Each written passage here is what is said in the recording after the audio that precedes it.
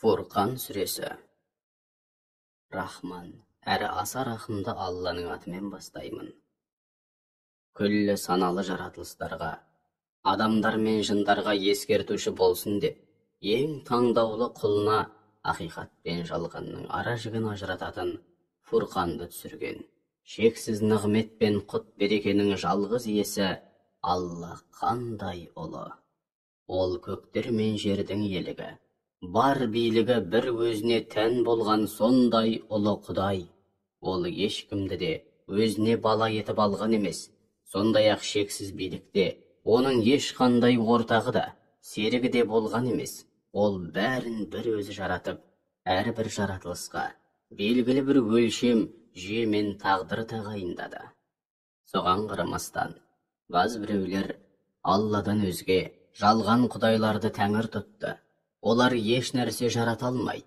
Керісінше өздері жоқтан жаралуда әрі бастарына келетін қандай да зиянның бетін қайтаруға да, тіпті өздеріне қандай да бір пайда келтіруге де шамалары жетпейді. Сондай-ақ олардың бірде-бір тіршілік иесінің жанын алуға да, бірде-бір жаратылысқа өмір сыйлауға да, өлгеннен кейін қайта тірілтуге де құдіреті жетпейді.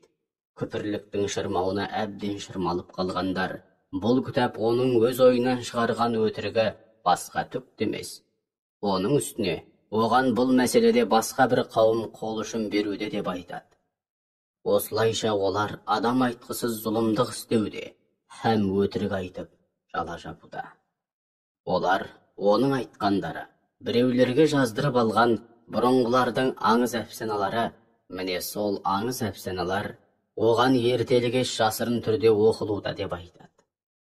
Уа Мұхаммед, оларға оны көктер мен жердегі бар сырды білетін Алла түсірді. Өйткені ол шынымен өте кешірімді, ерекше мейірімді деп айт.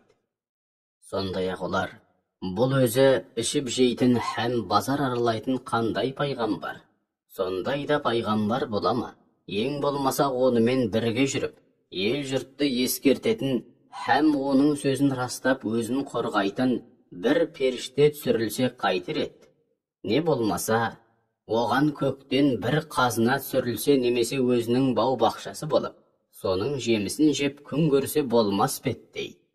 Сонымен қатар ол залымдар, сендер тек басы дуаланған адамға еріп жүрсіңдер, басқа түк демес деп азғырды. Уа Мұхаммед, олардың сені мұқату үшін өзің жайлы қандай адам айтқысыз һәм қисынсыз мысалдар айтқанын көрдің бе? Иә, олар сөйтіп жүріп, әбден адасты. Енді олар тура жолды әсте таба алмайды. Қисапсыз нығмет пен құт берекенің жалғыз иесі болған Алла қандай ұлы десеңші. Ол қаласа саған олардың айтқанынан да қайырлысын, ішінде өзендер ағып жататын, көздің жауын алатын, бау-бақшалар нәсіп етеді және өзіңе арнап, зәулім сарайлары тұрғызады. Алайда, ол кәпірлердің ақиқатқа басырып, иманға келейік деген ниеттері жоқ. Өйткені олар қиямет қайымды мүлдем мойындамайды. Міне сондықтан да, күпірлікте қасарысуда әрі ақылға қонбайтын қисынсыз әрекеттерге баруда. Ал біз қиямет қайымды мойындамағандар үшін жалын шашқан тозақ отын әзірледік. Осынау от, оларды алыстан көргеннен ақ, олар оның қаһарына мініп бұрқ-сарқ қайнағанын һәм ышқына лаулап жанғандағы жан түршігерлік гуілін естиді. Олар қол-аяғы шынжырланған күйде тозақтың бір тар қуысына тасталғанда бір жолата өліп мәңгі бақи жоқ болуды тілеп аласұрады. Сонда оларға, бүгін сендер бір-ақ рет өліп, мәңгі бақи құрып кетуді емес, мың өліп, мың құруды қайта-қайта тілеп шарқ ұрыңдар делінеді. Уа Мұхаммед, оларға, ал енді өздерің айтыңдаршы, осындай азап жақсы ма жоқ әлде Алланы жан тәнімен ұлықтап, оған қарсы келуден сақтанған тақуа жандарға уәде етілген мәңгілік жәннат жақсы ма деп айт. Осынау жәннат олар үшін қисапсыз тосын сый-сияпаттарға кенелетін құтты мекен һәм ақырғы тұрақ болмақ. онда олар не тілесе, соның бәрі алдарынан табылады. Һәм онда мәңгі бақи мекен дейді. Міне, бұл Раббыңның өз мойнына алған хақ уағдасы. Ол мүшриктердің өздерінде Алладан басқа жоқтан өзгені тәңір тұтып, табынып жүрген құдайларында қайта тірілтіп, ғарасат майданына жинайтын күні Алла, құлдарымды сендер адастырдыңдар ма, жоқ әлде тура жолдан тайған өздері ме деп сұрайды. Сонда олардың сенген құдайлары: уа Раббымыз, сен мінсізсің, кемшілік атаулыдан адасың, ұлықсың, сенен өзгені дос тұту бізге лайық еместі. Шындығына келсек, сен өзіңнің кеңшілігің, шексіз жомарттығыңмен оларды һәм ата-бабаларын қисапсыз нығметке бөлеп жарылқадың. Ақырында олар өзіңді еске алуды мүлдем қойып, кітабыңды ұмыт қалдырды, сөйтіп құрдымға кетуге лайық қауым болды деп жауап қатады. Сонда Алла мүшриктерге: міне, өздері жайлы айтқан сөздеріңді өтірікке шығарды. Енді бастарыңа төнген азаптың бетін қайтарады, ешбір жерден жәрдем ала алмайсыңдар деп айтады.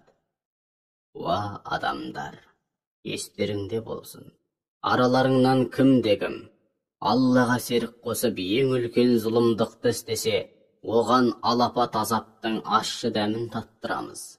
Уа Мұхаммед, сенен бұрын жіберген елшілеріміз де өзге адамдар сияқты ішіп жейтін және керек жарағын алу үшін базар аралайтын еді. Уа адамдар, біз сендерді лайықты түрде сабырлылық таныталар мекенсіңдер деп бір-біріңмен сынап көрудеміз. Раббың бәрін көруде, күпірліктеріне байланысты. Бізге қауышуды қаламайтын, тіпті ойламайтындар бізге елші ретінде көктен періштелер түссе қайтер еді. Яки Раббымызды өз көзімізбен көрсек болмас бет дейді. Расында олар өздерін сондай зор санап, астамсуда әрі тым шектен шығуда. Кәпірлері періштелерді көрмейді емес көреді, алайда періштелерді өз көздерімен көрген күні күнәға белшесінен батқан ондай күнәһар кәпірлер үшін қуанышты хабар атымен болмайды. Сонда олар періштелерге: бізден аулақ жүріңдер, бізден аулақ жүріңдер деп айтатын болады. Содан олардың істеген барлық істеріне төне түсіп, күл қыламыз. Ал жәннаттықтар ол күні ең жайлы жайға тұрақ теуіп, ең тамаша жерде дамылдайды. Қиямет қайым орнайтын сол бір күні көк жүзі бейне бір ақша бұлттардай сетінейді. Ол күні бар билік, шексіз үстемдік Рахман Алланың қолында болады. Ал кәпірлер үшін ол өте ауыр күн болмақ. Сол күні залым: әттең дүниеде әлгі пайғамбармен бірге бір жолға түскенімде ғой. Қабәт деген ай. Өзіме де обал жоқ. Пәленшені дос тұтпай-ақ қойсамшы, маған жеткен тағылым насихатқа толы кітаптан мені алыстатып, адастырған сол деп ақырып бармағын шайнайды. Шүбәсіз шайтан адамды азғырып күнәға белшесінен батырады да, қысылтаяң күн туғанда тастап кете барады.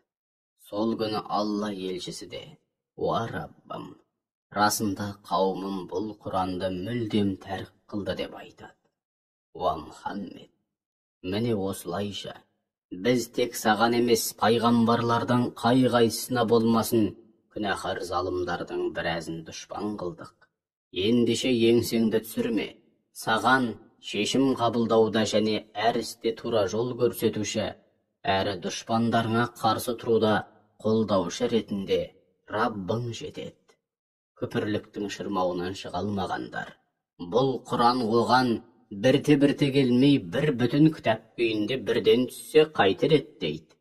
Алайда біз оны жүрегіңе әбден ұялатып, көкейіңе жақсылап қондыру үшін осылай бірте-бірте түсірудеміз. Және байыппен мәнерлеп оқып берудеміз. Олар саған қиястанып, қандай қисынсыз әңгімемен, орынсыз сұрақ немесе ұрыспен келсе де, біз оған жауап ретінде саған ақиқатты білдіріп, әрі ең тамаша түсінікті де беріп отырдық. Соған қарамастан, күпірліктен танбай, ақыр соңында жаһаннамға етбеттерінен түскен күйде айдалатындар бар ғой, міне солар ақырғы барар жерлері сондай жаман әрі ұстанған жолдары мүлдем теріс болғандар. Расында, біз Мұсаға тура жолға бастайтын кітап бердік, және бауыры Харунды оған жәрдемші қылдық. Сөйтіп екеуіне аяттарымызды, апайқын дәлелдерімізді жалған санап, мойындамаған әлгі қауымға барыңдар деп бұйырдық. Ақыр соңында, күпірлікте қасарысқан ол қауымның тас талқанын шығарып күлін көкке ұшырдық. Ал Нұхтың қауымына келсек, олар өз пайғамбарларын өтірікшіге шығару арқылы бүкіл пайғамбарларды өтірікшіге шығарды. Нәтижеде оларды суға батырып, адамдарға ғибрат қылдық. Біз залымдар үшін жан төзгісіз азап әзірледік. Сондай-ақ Ад, Сәмуд және Рәс қауымын әрі Нұх қауымымен бұларға дейін өмір сүрген көптеген нәсілдердің де Аллаға серік қосып, күпірлікте қасарысқан үшін көзін жойдық. Біз олардың әрқайсысына ақиқат пен тура жолды түрлі мысалдармен, тәмсілдермен қайта-қайта ашып түсіндірдік. Ақыр соңында алған беттерінен қайтпағандар үшін бәрінің тасталқандарын шығардық. Уа Мұхаммед, бұл мүшіріктер төбесінен тас жауған елді мекенге де жолай соққан еді. Сонда олар онда не болғанына назар аудармады ма? Жоқ. Олар өлгеннен кейін қайта тірілуді ойламағандықтан ешбір оқиғадан ғибрат алмайды. Олар сені көрген сайын, Алланың елші ретінде жіберген адамы осы ма деп міндетті түрде әжуа қылады. Һәм егер дінімізге берік болып табандылық танытпағанымызда, бізді құдайларымыздан бездіріп жіберуге сәлақ қалған екен-ау дейді. Олар мәңгілік азапты өз көзімен көргенде, кімнің жолының мүлде теріс екенін анық білетін болады. Уа Мұхаммед, өз әуейлігін тәңір тұтып, нәпсінің құлы болған мына бейбақты көрдің бе? Сонда оған сен кепіл боласың ба? Жоқ әлде, ол мүшіріктердің көбі шынымен де айтқан сөзді тыңдайды немесе ақылға салып ойланады деп ойлайсың ба? Анығында олар тіпті жолдан одан бетер адасқыш келеді. Раббыңның көлеңкені қалай ұзартқанын көрмедің бе? Егер қаласа оны қозғалмайтын етіп те қояр еді. Алайда олай істемей, күнді оған жетекші қылдық. Содан кейін оны бірте-бірте қысқарта түсіп, өзімізге қарай тартамыз. Ол Алла сендер үшін түнді жамылғы, ұйқыны тынығу, ал күндізді бейне бір өлгеннен соң қайта тірілгендей болып, ұйқыдан оянатын әрі жан жаққа тарап тіршілік ететін уақыт қылды. Сондай-ақ ол рахмын жаудырар алдында сүйіншілеуші ретінде желді жібереді. Сөйтіп аспаннан тап-таза су түсіреміз. Сол сумен өлі жерге жан бітіреміз. Һәм өзіміз жаратқан қаншама жан жануарлар мен адамдардың суға деген қажеттіліктерін өтейміз. Біз адамдар ғибрат алар ма екен деп, оны хикметімізге қарай әр жерге бөлдік. Яғни кей жерлерге кей жылдары көп жаудырсақ, кейбір жерлерге аз жаудырдық. Алайда адамдардың көпшілігінің бұдан ғибрат алудың орнына күпірлікте қасарысудан басқа бітірген ісі жоқ. Егер қаласақ бір ауылға ескертуші ретінде бір пайғамбар жіберер едік. Уа Мұхаммед, алайда біз сенің күллі әлемге соңғы пайғамбар болуыңды қаладық. Олай болса, кәпірлерге әсте иілме, олардың сөздеріне, ұсыныстарына көңіл аударма. Оларға қарсы, Құранға сүйене отырып, асқан табандылықпен жан-жақты ауқымды һәм толассыз күрес жүргіз. Құранды һәм ондағы ақиқаттарды оларға айтып жеткізуден жалықпа. Ол Алла, бірі шөлдегеннің шөлін қандыратын тұщы, енді бірі тұзды да ащы қос теңізді бір-бірімен тоғыссын деп қоя берді. Алайда, араласып кетпеу үшін араларына өткел бермес бөгет қойды. Сондай-ақ ол судан адамды жаратты. Сөйтіп оны текті, әрі біріне бірін жекжат қылды. Раббыңның құдіреті барлық нәрсеге жетеді.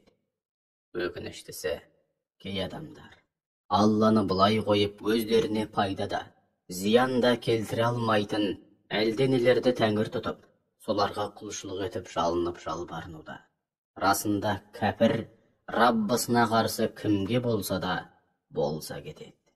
Уа Мұхаммед, біз сені адамдардың тура жолға түсуіне һәм олардың күнәлар үшін жауапты етіп емес, иман келтіріп, игі істер істегендерді сүйіншілеп қуантушы, әрі теріс жолға түсіп, адасып жүргендерді ескертуші ретінде ғана жібердік.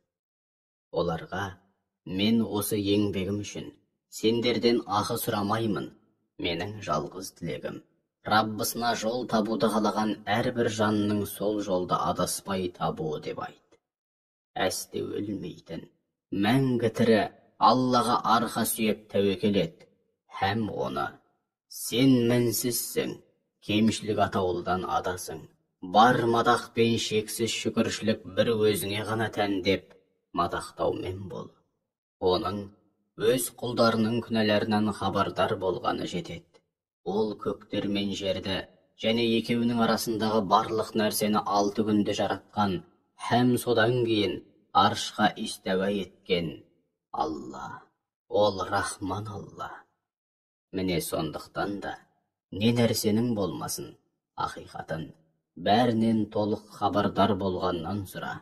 Ол мүшриктерге Рахманға бағынып сәжде етіңдер делінгенде, олар Рахман деген не? Сонда біз сенің сәжде етіңдер дегеніңнің бәріне сен бұйырды екен деп сәжде ете береміз бе дейді. Бұл үндеу олардың тәкаппарлығын одан сайын арттырып, иманнан одан сайын алшақтата түседі. Көкте шоқ жұлдыздарды жаратқан, сондай-ақ оған шамшырақ пен нұр шашқан айды орнатқан, шексіз нығмет пен құт берекенің жалғыз иесі болған Алла қандай ұлы десеңші. Ол Алла ойланып, ғибрат алуды, яки шүкіршілік етуді қалайтын әрбір жан үшін. Түн мен күндізді бір-бірінің ізін ала алмасып тұратын қылды. Рахманның хас құлдары жер бетінде сыпайылықтың шегінен аспайтын жандар. Оларға жөн білмес надандар тіл қатқанда, надан мен надан болмай оларға аман болыңдар деп өз жөніне кете барады.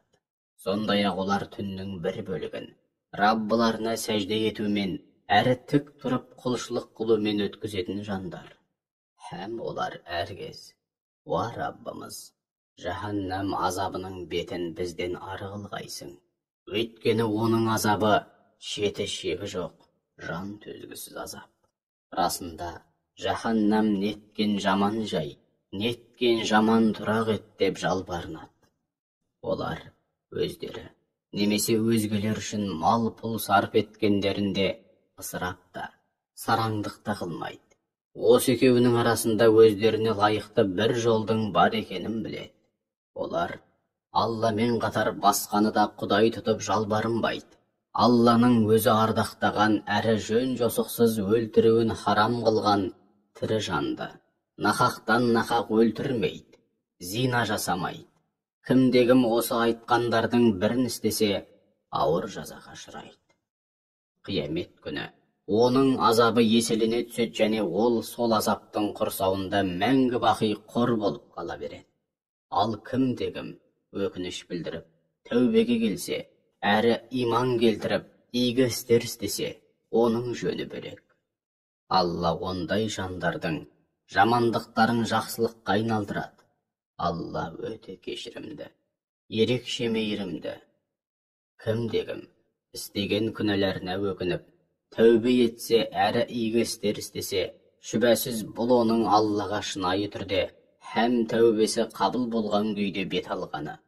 Олар әсте жалған куәлікке һәм өтірікпен жалған жайлаған жерлерде жүрмейді. Бос әрі түкке тұрғысыз сөзге немесе әрекеттерге кезіккенде байсалды қалпынан айнымай өтіп кете барады. Олар Раббыларының аяттары еске немесе ауызға алынғанда, ол аяттардың алдында тас керең немесе көр соқырға ұқсап тұрмайды. Сондай-ақ олар: «Уа Раббымыз, әйелдерімізді және үрім бұтағымызды көз қуанышымыз еткейсің, һәм бізді тақуалықта өзгелерге имам, жетекші әрі үлгі өнеге қылғайсың» деп тілейді.